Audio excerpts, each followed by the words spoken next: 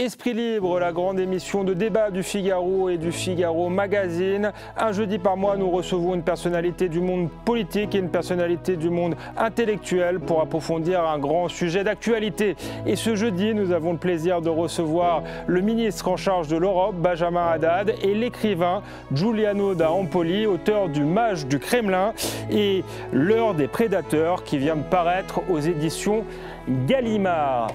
Que peut faire l'Europe à l'heure des prédateurs? Les dirigeants européens sont-ils armés pour faire face à Donald Trump, Vladimir Poutine, Xi Jinping? Tout de suite, les réponses de nos deux esprits libres.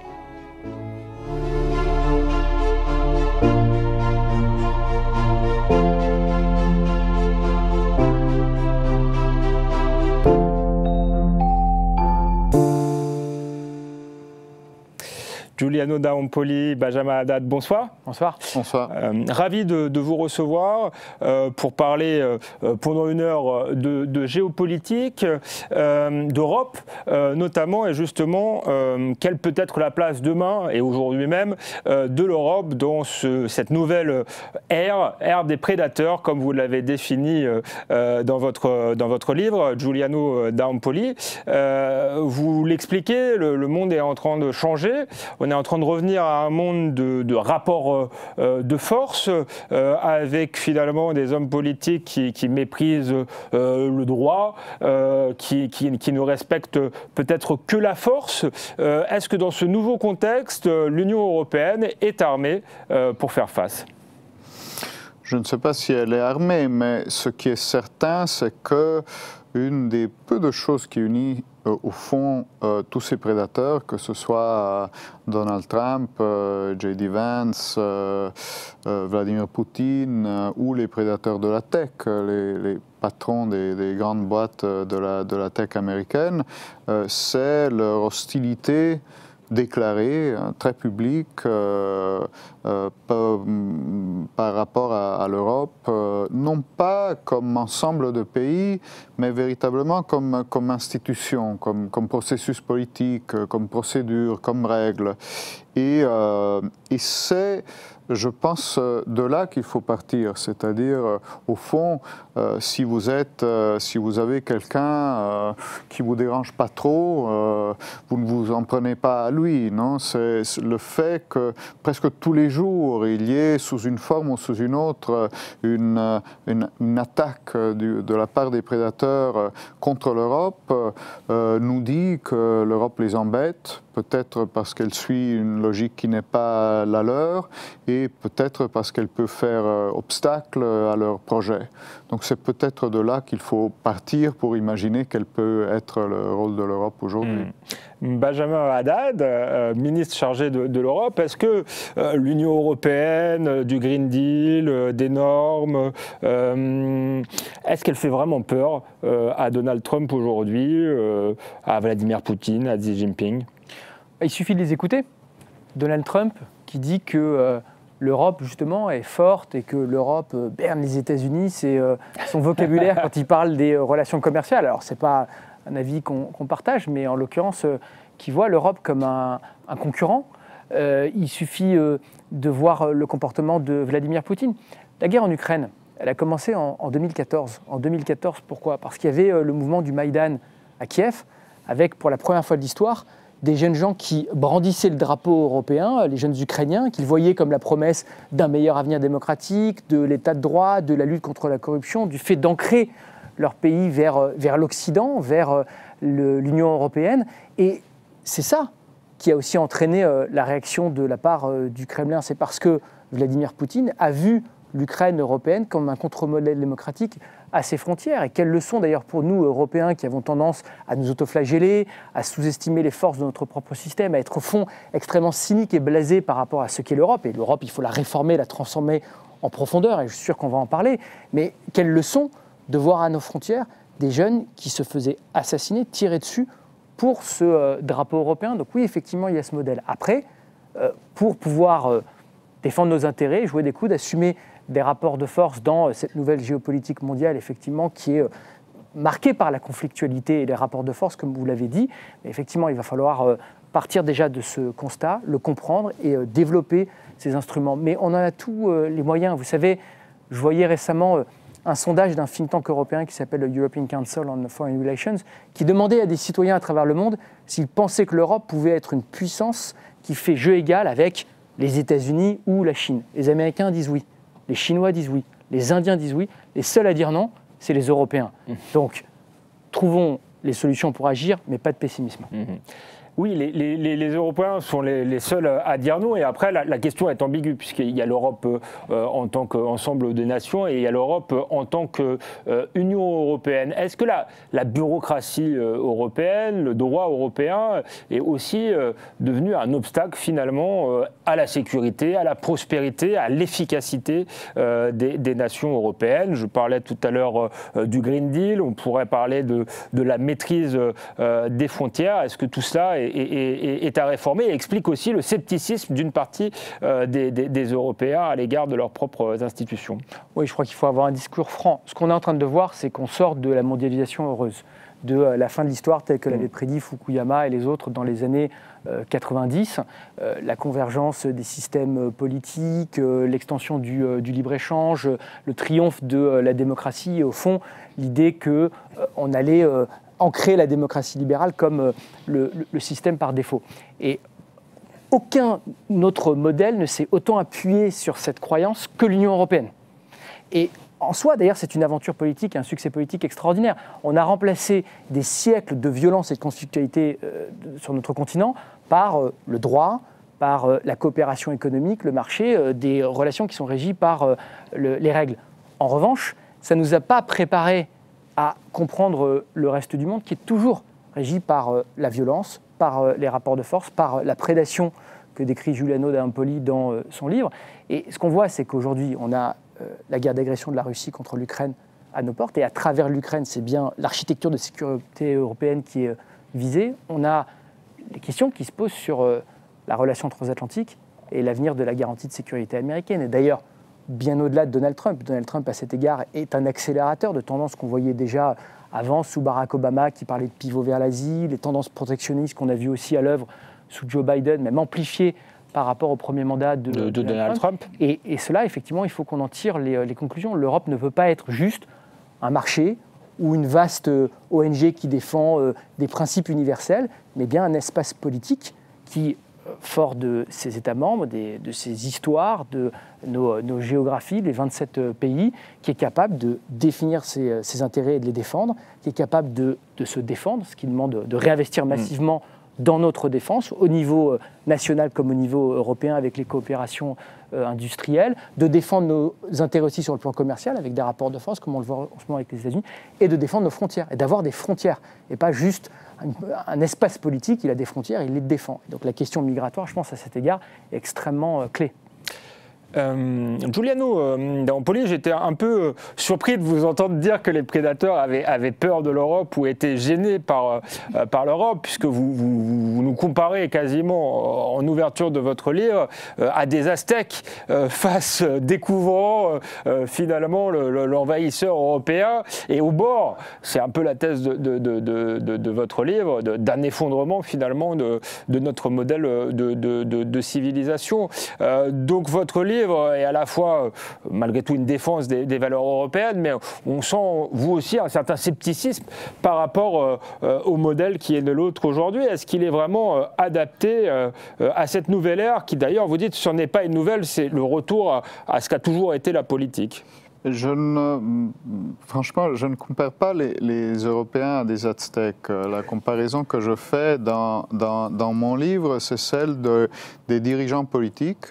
Oui, de la vieille classe les dirigeants politique. européens, pas les que peuples européens. J'y inclus les démocrates européens, les démocrates américains, oui, beaucoup, bien sûr. Et pas que, même les vieux républicains classiques des États-Unis, c'est-à-dire une classe politique.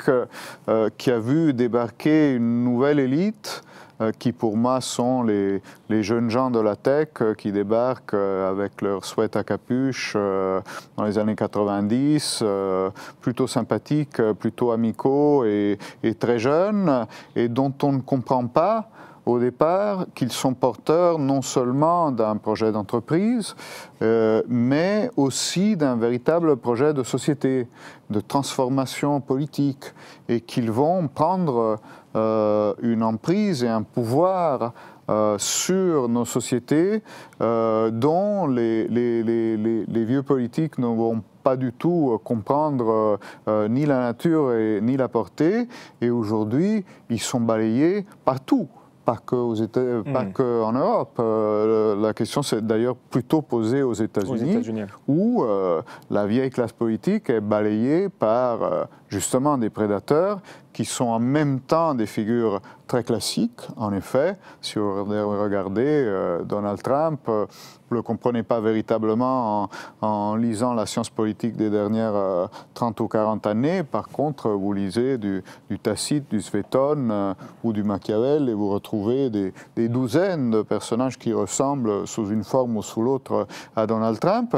Mais il est porté, lui, comme d'autres prédateurs politiques, donc extrémistes, des gens qui ont envie de balayer le système par une infrastructure de la tech et par un écosystème de la tech qui ne pousse au fond que les idées les plus extrêmes et qui a envie d'en découdre avec toutes sortes de règles. Alors forcément, comme le disait le ministre, l'Europe est, par rapport à la tech aussi, le lieu, l'entité politique qui a essayé, plus que d'autres, de mettre quelques limites, de mettre quelques règles, et c'est pour ça qu'aujourd'hui, en réalité, elle est l'objectif principal, non seulement des gens de la tech, mais de ces nouveaux prédateurs politiques, alliés des patrons de la tech, et qui ont envie d'en découdre avec toute forme de règles, de réglementation, de lois, y compris dans le secteur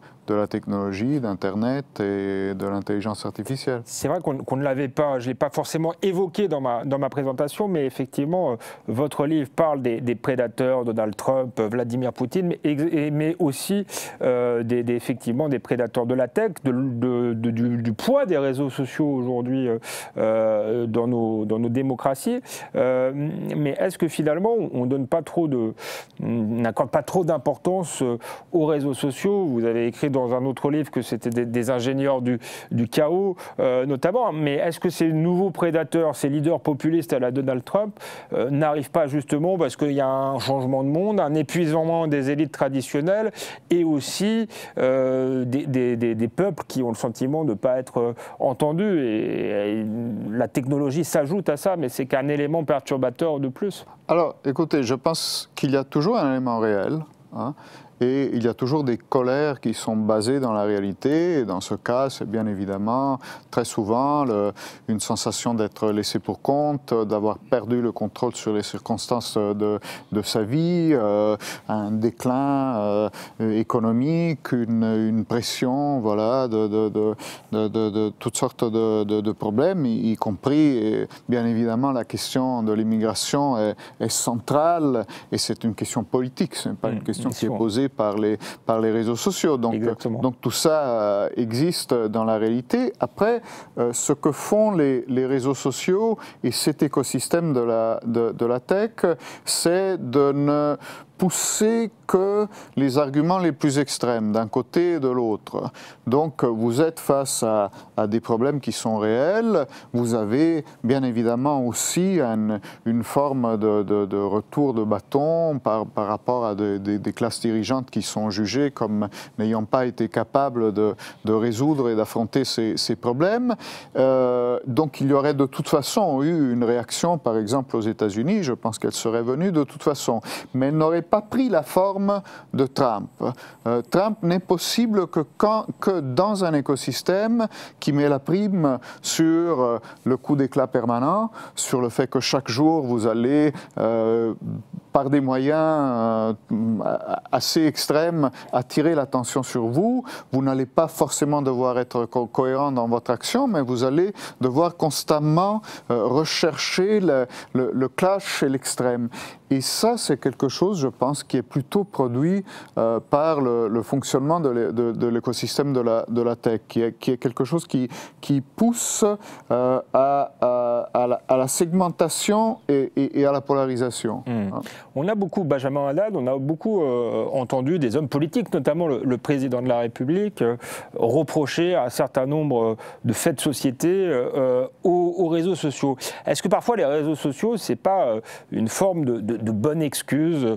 Moi, j'avoue que j'avais été surpris qu'on annule, par exemple, une élection en Roumanie à cause de comptes TikTok. Est-ce que le phénomène populiste n'est pas bien plus large que les réseaux sociaux et d'une certaine manière, il les a précédés?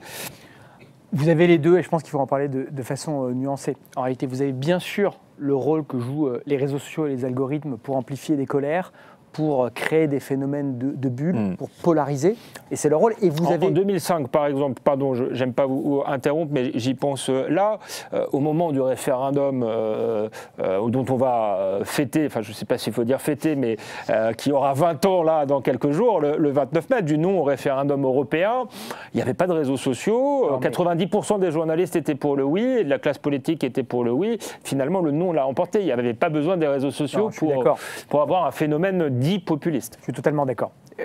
Alors, il ne faut pas sous-estimer encore une fois le rôle des réseaux sociaux et notamment aujourd'hui la façon dont ils peuvent être manipulés aussi par des puissances étrangères. Parce que pour rebondir sur le cas de la Roumanie, là vous avez un cas où TikTok aujourd'hui est utilisé par 9 millions de Roumains de façon quotidienne. Nous, on a des règles sur la façon dont l'espace public est régi avec les égalités de temps de parole, par exemple, lors des campagnes. Là, vous avez eu clairement une ingérence massive, manifeste et une amplification d'un candidat d'extrême droite populiste pro-russe qui était inconnu quelques semaines auparavant par la Russie. Ça a été avéré, TikTok a désactivé des centaines de milliers de faux comptes, des bots. Et à un moment, Georgescu, le candidat en l'espèce, s'est retrouvé 8e nom le plus partagé sur TikTok mondial pour une élection en Roumanie. Donc là, effectivement, on a des attaques informationnelles. Notre pays, d'ailleurs, en est bien souvent la cible. Ça a été encore le cas ces derniers jours. Donc il ne faut pas être naïf sur le rôle qui est joué. En revanche, là où je vous rejoins parfaitement, la responsabilité du politique, c'est aussi avant tout de répondre aux problèmes des citoyens. Moi, j'ai vécu toute la période Trump 1 aux États-Unis. J'ai vécu 7 ans dans les think tanks à Washington. Et quand Trump s'est présenté à peu près au printemps 2015, tous mes contacts, républicains comme démocrates, m'ont dit il n'a aucune chance. Il va éclater en vol la semaine prochaine. C'est l'establishment du Parti républicain qui va gagner la primaire et ça va se faire entre Jeb Bush ou Marco Rubio et Hillary Clinton. Et on l'a vu monter dans les sondages, monter. Il y a eu un déni complet des élites américaines et des Européens à ce sujet. Et fondamentalement, il a mis le doigt sur la question migratoire, la question identitaire et la crise migratoire à la frontière. C'était la même chose d'ailleurs pour sa réélection.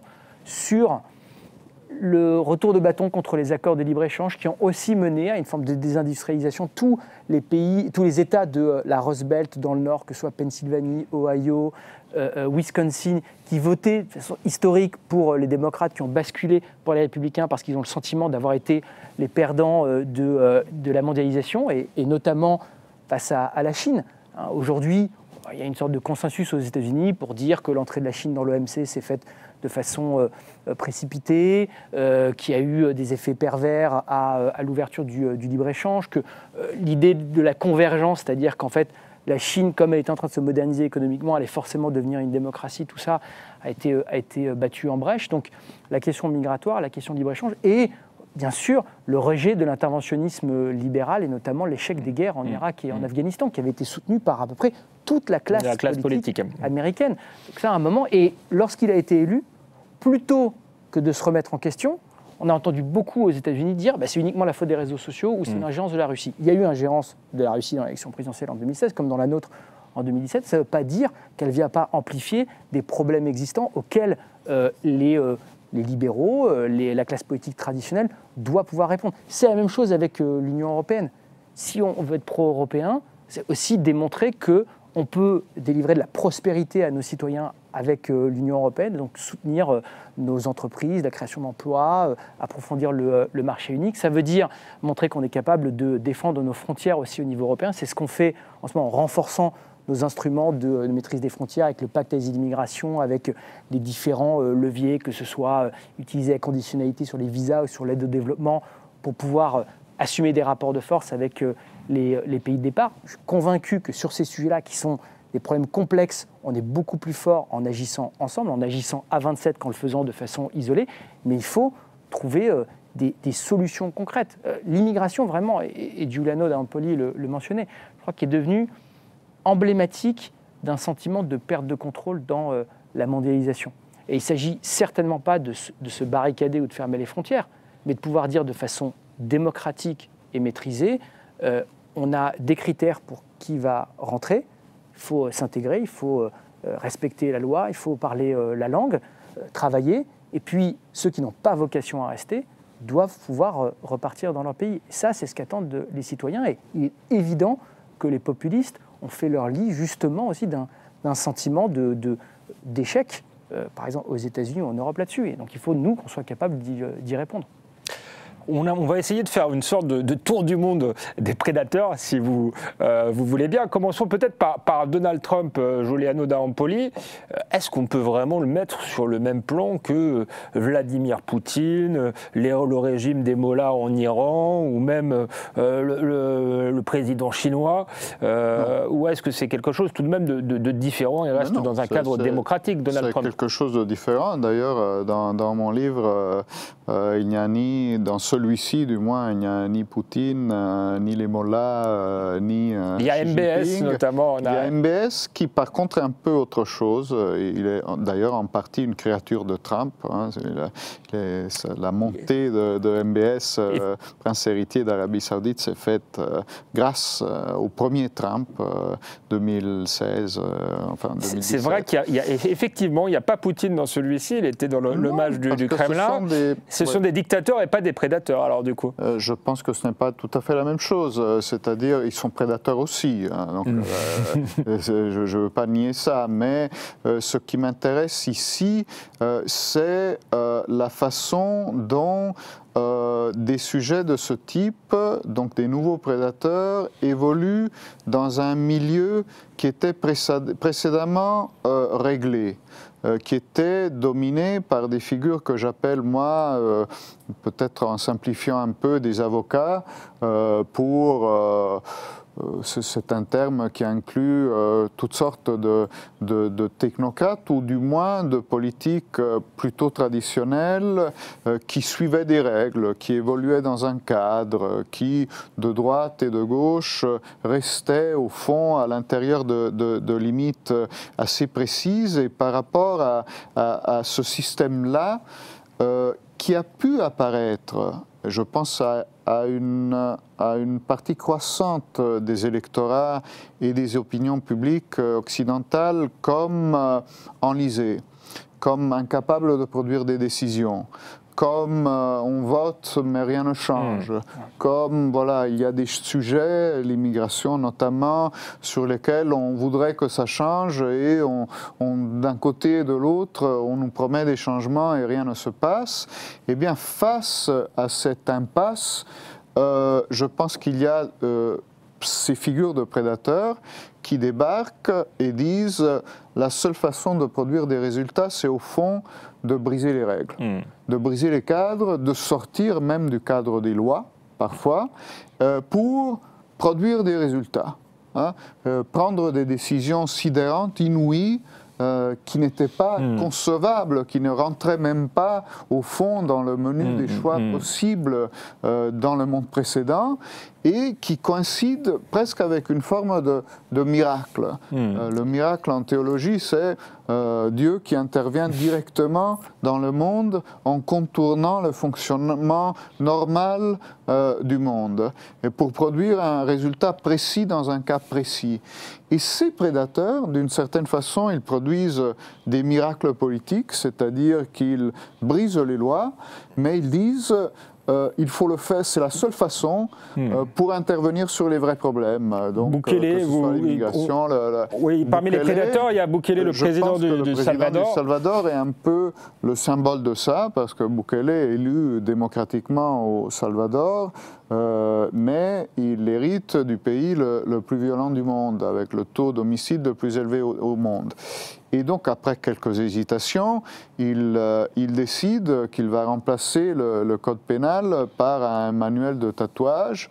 C'est vu que la plupart, ou même la presque totalité des membres des gangs au Salvador ont des tatouages. Il dit on va flanquer en prison les gens qui ont des tatouages, plus ou moins. Et donc, sans avocat, sans procès, sans rien, c'est l'armée d'ailleurs qui s'en charge. Et il y a 80 000 personnes qui sont mises en détention. D'ailleurs, en plus, il les filme, c'est un ancien publicitaire, donc il fait des films très spectaculaires de ces personnages qui courent dans les corridors, qui sont humiliés. Et il devient très très populaire sur TikTok, d'ailleurs. Le Salvador a 4 millions d'habitants et lui, il a 7 millions de followers sur TikTok.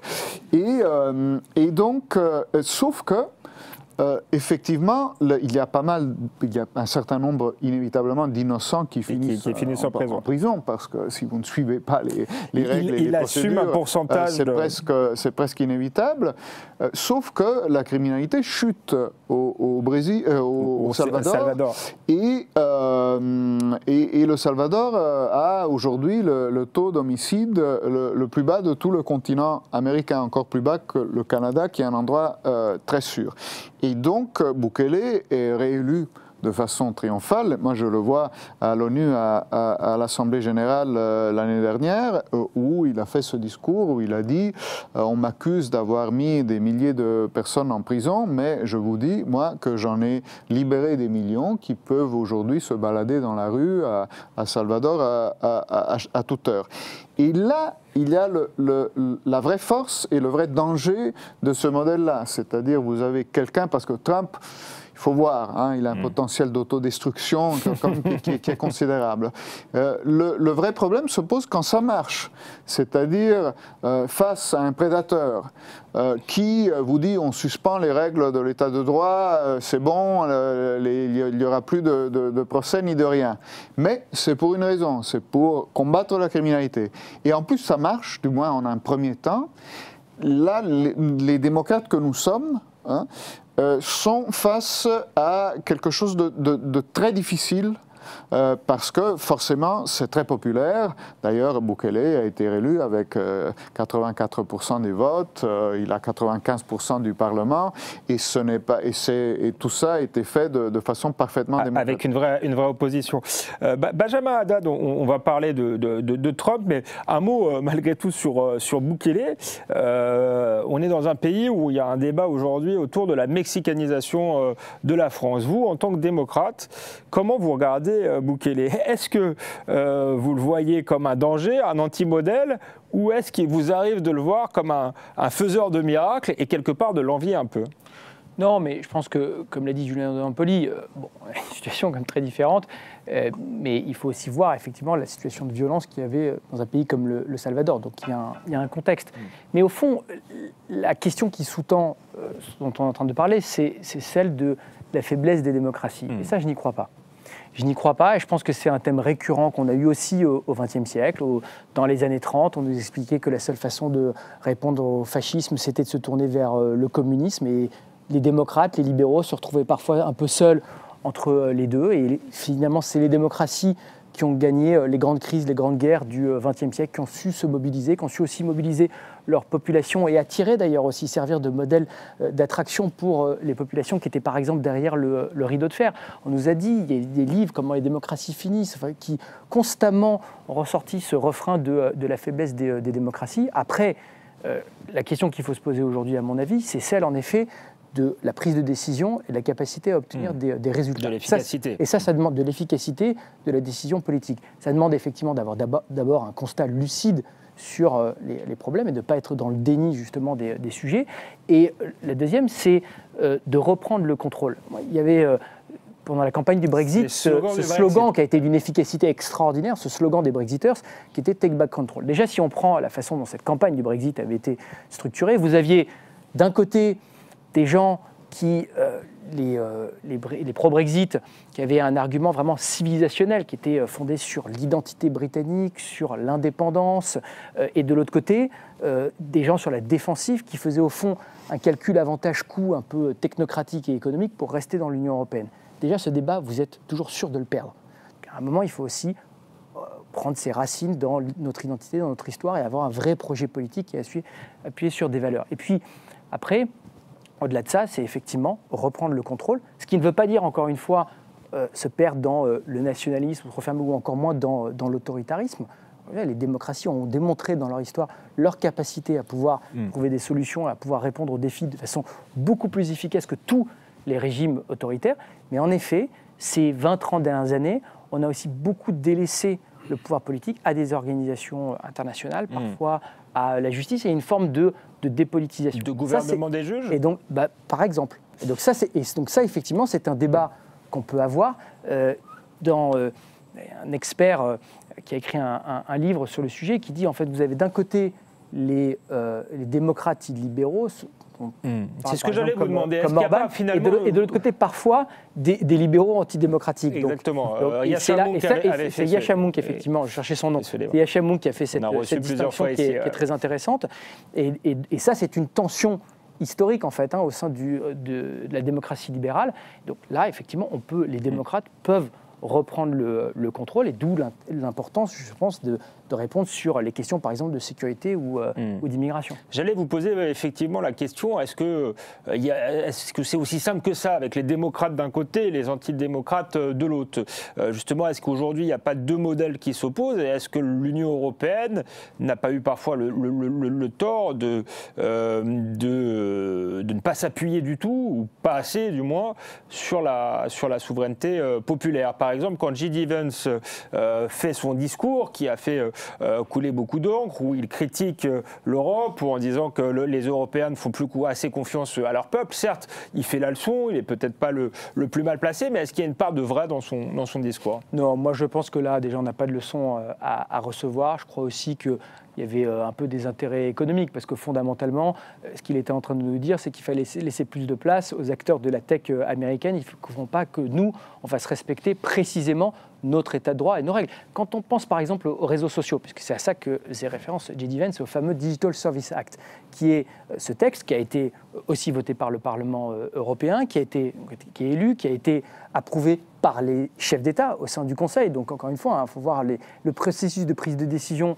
de l'Union européenne, il peut être complexe, mais vous avez des chefs d'État et de gouvernement qui sont élus, vous avez des membres du Parlement européen, vous avez après des transpositions dans tous les parlements des États membres. Donc il faut voir aussi ce que ce processus a de démocratique. Donc ce Digital Services Act, qu'est-ce que c'est? C'est un texte qui consiste à dire que pour investir en Europe pour des boîtes du numérique, il faut respecter nos règles, c'est-à-dire la transparence sur les algorithmes, la lutte contre la haine en ligne, la lutte contre la désinformation, la lutte contre les ingérences étrangères, l'idée de dire que ce qui est illégal dans le monde réel doit aussi être illégal dans le monde virtuel.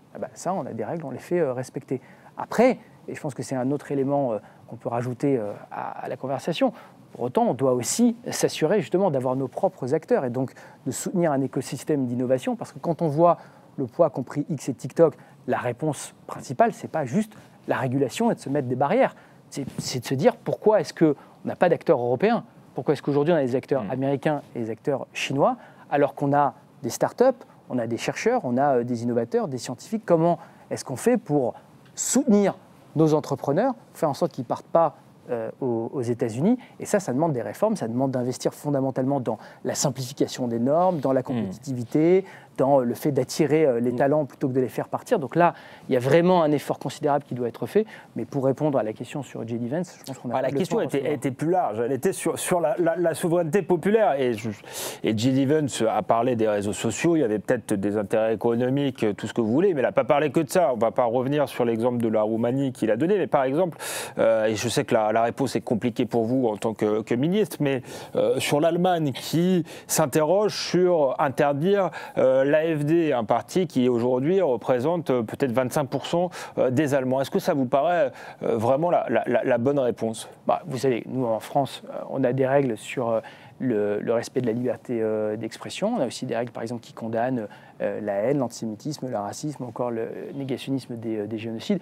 Moi, je suis contre toute forme de sectarisme. Je suis pour un débat démocratique ouvert, et donc je ne suis pas pour l'interdiction des forces politiques naturellement. Après, encore une fois, en Allemagne, il y a quand même une histoire, une tradition et des institutions particulières, avec un attachement très fort, notamment à la lutte contre la haine, à la réhabilitation de toute forme de pensée fasciste ou nazie. Donc il y a un débat politique, évidemment, qui est spécifique. Giuliano d'Ampoli, tout à l'heure, vous avez dit à propos de Donald Trump qu'il avait un fort potentiel d'autodestruction. Effectivement, il peut apparaître extrêmement brouillon comme ça, mais bon, il a été réélu après avoir été battu.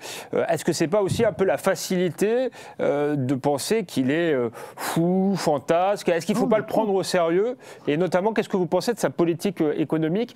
Est-ce qu'il y a une forme de rationalité dans sa... On en parlera avec Benjamin Haddad, dans sa volonté d'imposer des droits de douane, par exemple? Moi, je le prends tout à fait au sérieux. D'ailleurs, dès la première fois, dès son élection en 2016, face à des gens qui disaient voilà, c'est de la folie, c'est un accident de parcours. Et quand Biden a été élu en 2020, on a beaucoup pensé, bon, c'est une parenthèse qui se réforme.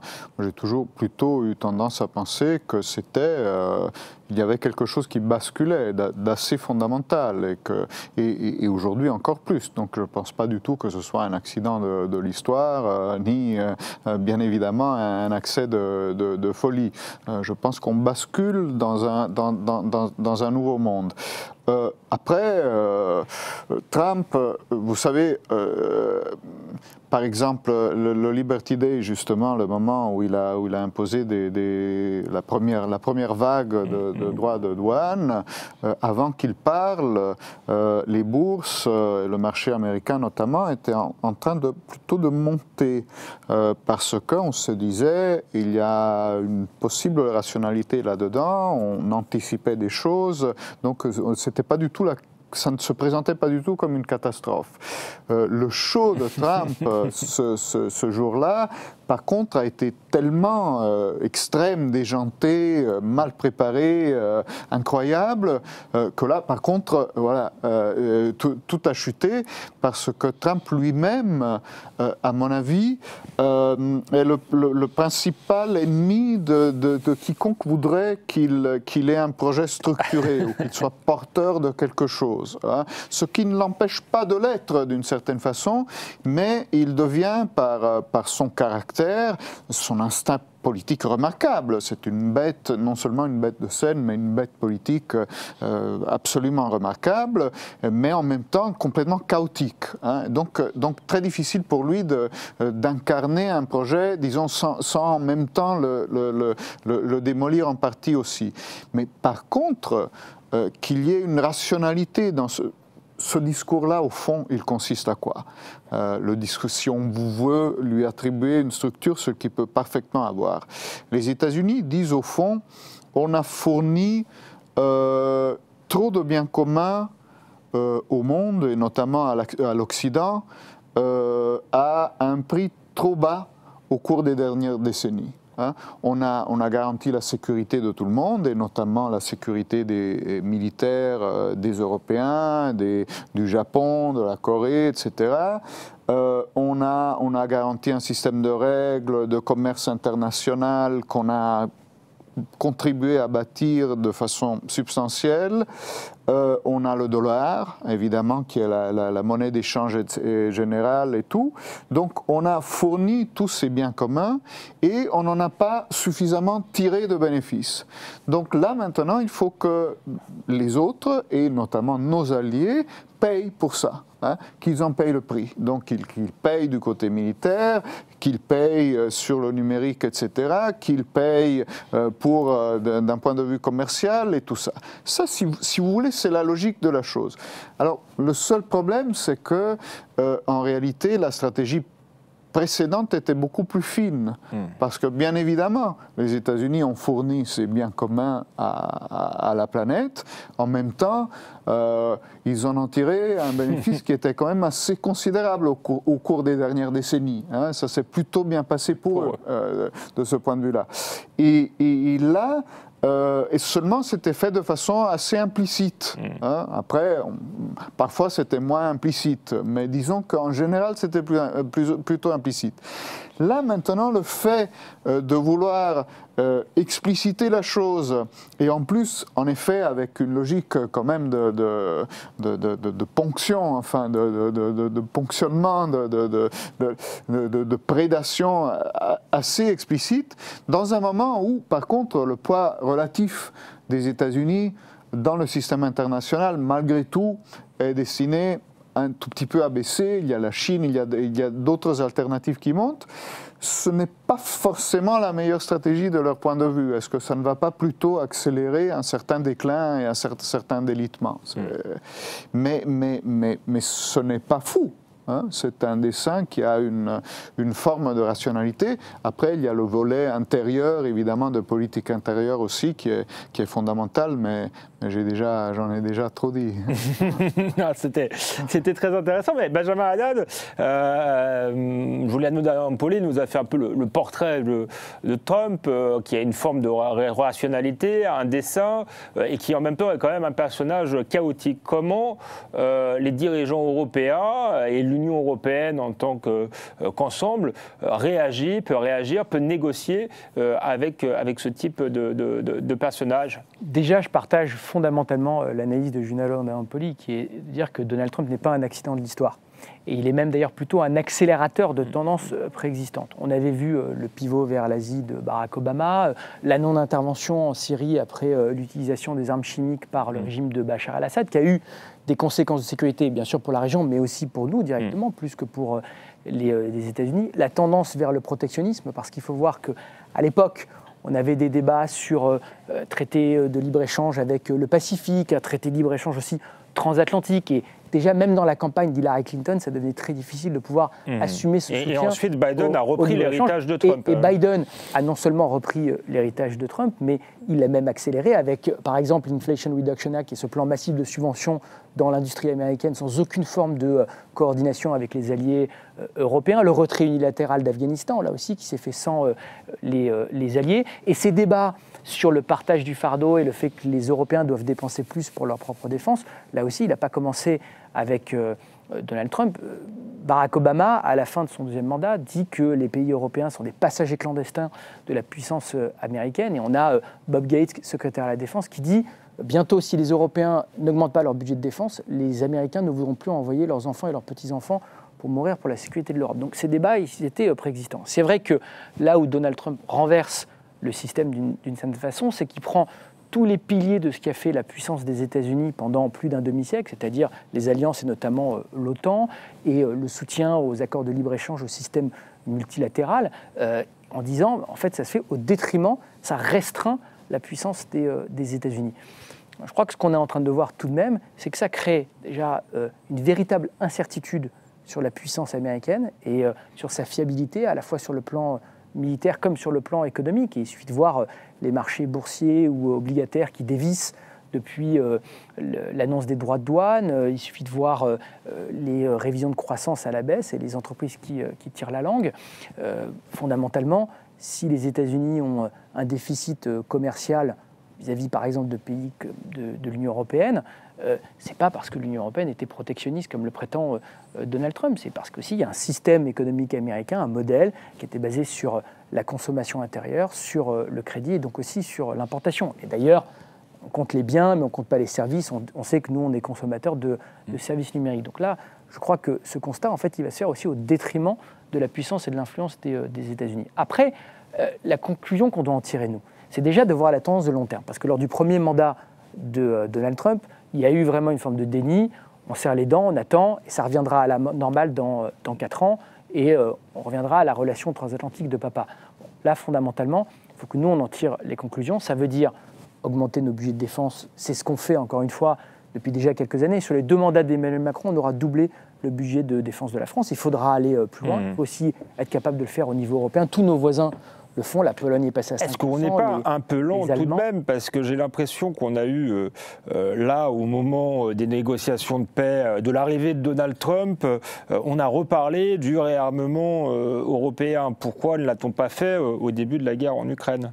Alors on a commencé à le faire, mais même avant. Hein. On n'a pas attendu d'ailleurs les injonctions de Donald Trump, précisément, c'est ce que je vous disais sur le réarmement de la France qu'on a enclenché dès l'année 2017. Après, vous avez investir dans notre compétitivité et donc être un vrai acteur économique et capable de... Est-ce que c'est assez rapide, disons-le franchement, pour être souverain, pour peser face à Vladimir Poutine? Est-ce qu'on a été assez rapide? On a beaucoup trop tardé au niveau européen, et c'est ce que je vous disais, il y a eu déjà une forme de déni sous Barack Obama lors du premier mandat de Donald Trump, et il faut accélérer, il faut aller beaucoup plus loin dans la simplification, dans l'investissement dans la défense, dans le fait d'avoir un vrai marché unique qui peut peser et qui peut attirer les investisseurs. Bien sûr qu'on est dans un moment d'accélération, on voit que les autres autour de nous sont en train de faire augmenter la pression et d'accélérer, il faut accélérer. Et après, en revanche, on maintient ce lien transatlantique. Le président de la République et le président Trump, ils se parlent très régulièrement, et en ce moment, ils se parlent quasiment tous les jours. Parce que sur l'Ukraine, on a besoin d'avancer ensemble, parce qu'on a envie, au fond, on cherche la même chose, c'est-à-dire avoir une paix juste et durable en Ukraine, de négocier avec la Russie. Et donc c'est pour ça qu'on avance ensemble avec les Européens, les Ukrainiens et les Américains, et que fondamentalement aujourd'hui, on est assez alignés. La seule puissance qui refuse la diplomatie, qui continue d'être escalatoire, de bombarder et d'avoir des visées maximalistes sur l'Ukraine, c'est la Russie de Vladimir Poutine. Et c'est pour ça que doit faire augmenter la pression sur la Russie pour qu'elle vienne à la table des négociations. Aujourd'hui, c'est elle qui refuse la diplomatie. Donc on doit s'occuper de nous, sur le plan militaire, sur le plan économique, s'occuper de nous-mêmes, pas passer notre temps à regarder ce qui se passe ailleurs, et puis après continuer à maintenir ce lien avec les États-Unis, parce qu'on a besoin d'avancer notamment dans la diplomatie sur les grands sujets stratégiques et trouver des intérêts communs de façon très réaliste.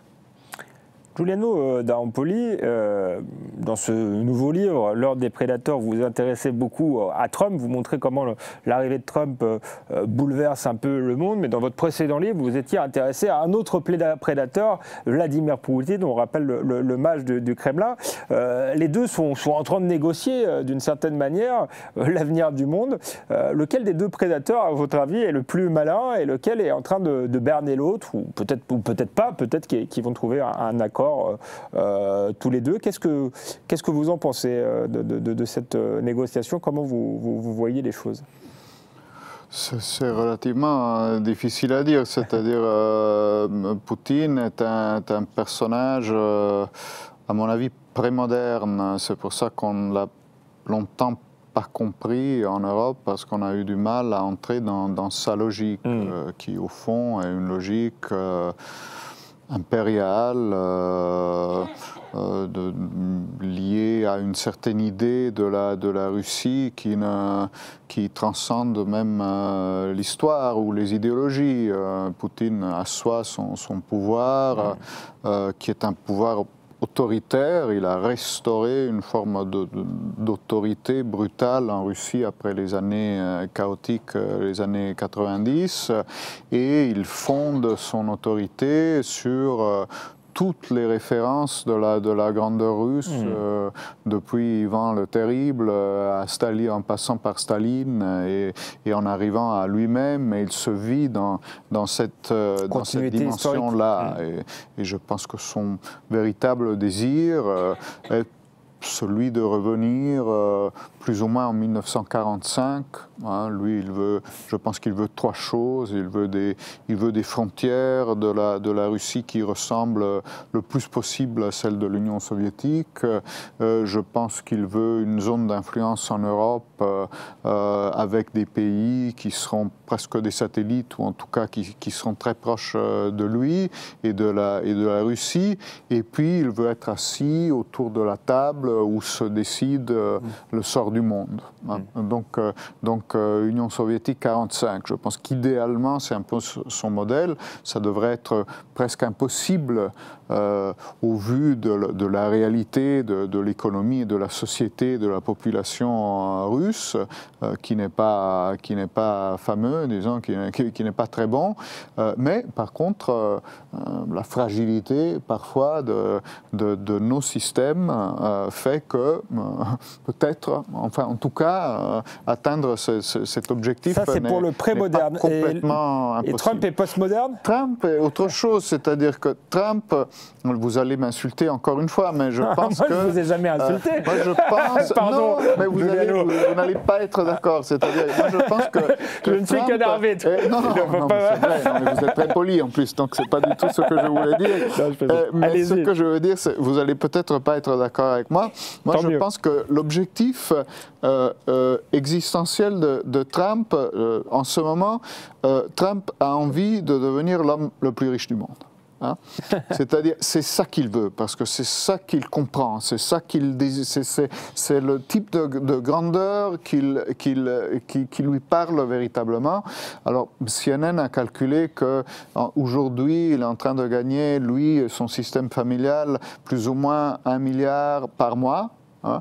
Donc il va falloir qu'il accélère pour y arriver sur 4 ans, mais peut-être qu'il va y réussir, hein, et peut-être que d'ailleurs ça a été mal calculé jusque-là.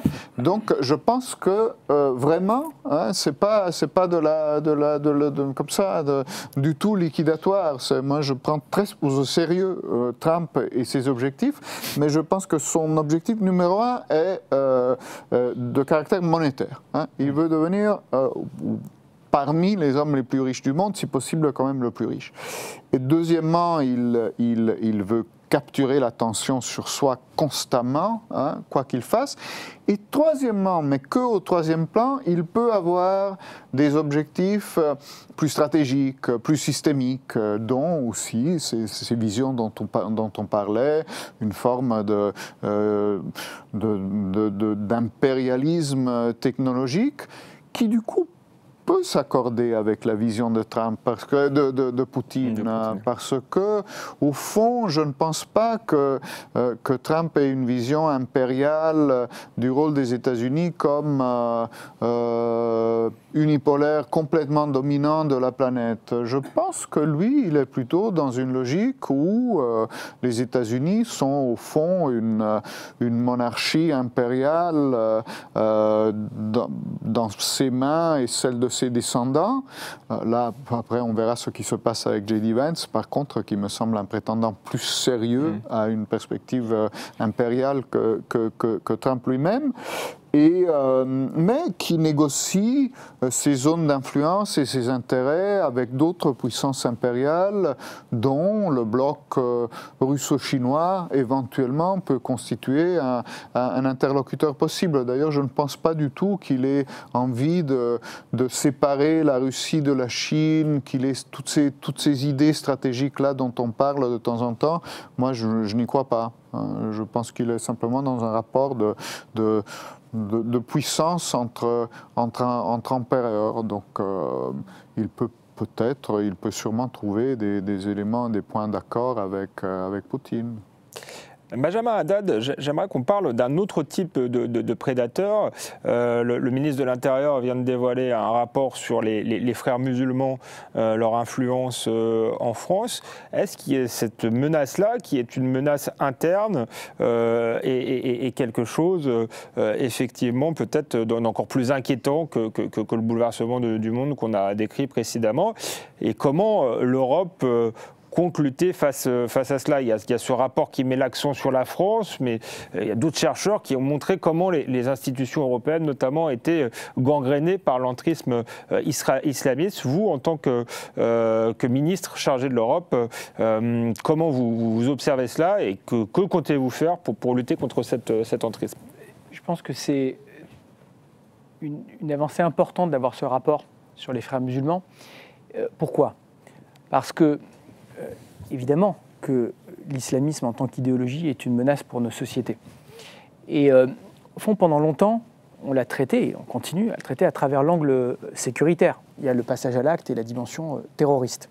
Et on a été les victimes d'actes terroristes, et on a considérablement renforcé nos moyens de police, nos moyens de renseignement, nos coopérations aussi au niveau européen et international pour pouvoir lutter. Mais ce qu'on a vu, c'est que en amont, il y a une dimension idéologique. Ça, c'est les travaux de chercheurs comme Gilles Kepel, comme Hugo Micheron, qui ont montré en fait la forme de continuité qu'il y a entre le radicalisme sur le plan idéologique et le passage à l'acte après violent. Et c'est tout l'effort qui a été fait ces dernières années à travers le séparatisme, c'est-à-dire la loi sur le séparatisme, c'est de dire que fondamentalement, au-delà du passage à l'acte... Non, allez-y, il va falloir conclure, mais je vous laisse finir. Au-delà du passage à l'acte violent, il y a le fait de ne pas laisser des territoires perdus à l'entrisme islamiste, et donc de lutter contre les flux financiers, de pouvoir dissoudre des associations ou des lieux de culte qui sont liés à des mouvements radicaux, de pouvoir expulser. C'est comme ça qu'on a renforcé tous nos moyens. Et il faut le faire aussi au niveau européen. Moi, je porte cette initiative avec quelques homologues au niveau européen de faire vraiment un filtrage et une transparence absolue sur tous les financements européens qui pourraient détourner de leur objet, parce qu'il est impensable que des financements européens aillent alimenter les ennemis et les adversaires de l'Europe. L'Europe, c'est une civilisation de démocratie, de liberté, d'état de droit, de laïcité. Et donc, pour défendre nos valeurs, on ne va pas commencer à soutenir nos adversaires. Donc là, on a vu parfois des financements européens qui ont pu être utilisés pour aller à des associations qui vont promouvoir parfois l'antisémitisme ou la haine. Donc là, j'en fais moi effectivement un objectif personnel de pouvoir contrôler et filtrer pour faire en sorte que ce ne soit jamais le cas. C'est un vaste sujet, ça pourrait faire l'objet d'une émission entière, on n'a malheureusement pas le temps. C'était passionnant de vous recevoir, merci d'avoir été avec nous. Je vous dis à la semaine prochaine, enfin pas à la semaine prochaine, au mois prochain, pardon, pour un nouveau numéro d'Esprit Libre, et vous pourrez retrouver cet échange dans le Figaro Magazine dans 15 jours.